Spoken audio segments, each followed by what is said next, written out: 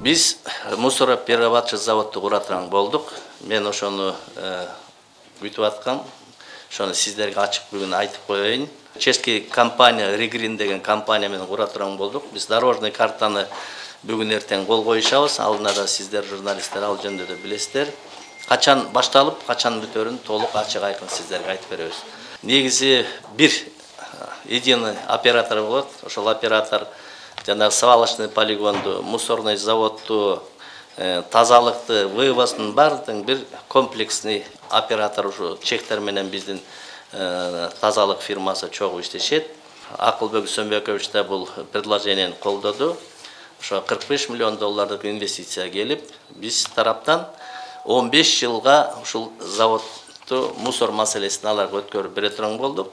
Өзүнүн вложить эткен 45 миллион долларын 15 жылда завод оккупайт этип бүтөт. Булардын расчетун жасады. Ошондо биздин шаарда таптаза шаар болушубуз керек.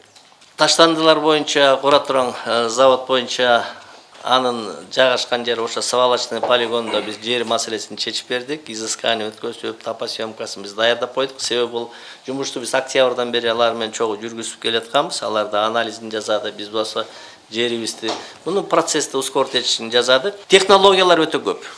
Биз жанагы мен өткөн сиздерге берген информациямда айтып аттым, американский технология бар, өтө көп технология бар. 100% переработка кылганда технология бар. Ал технология американский технология, аны менен да биз меморандумга кол коюп алар менен иш кылдык. Ал 100% переработка кылат. Таптакыр мусор калбайт. Ну булардыкы, конечно, бул 45 миллион доллар болуп атат. Бул бизге ылайыктуу болуп атат. Баягы биринчиден жөнөкөй, экинчиден реальный, биздин объемго да туура келет. Булардыкы 65-70% переработка болот. Переработка калган нерсеси дагы баягы как строительный мусор отход болуп рекультивацияга кетет. Почти захоронениеге почти минимум калат да.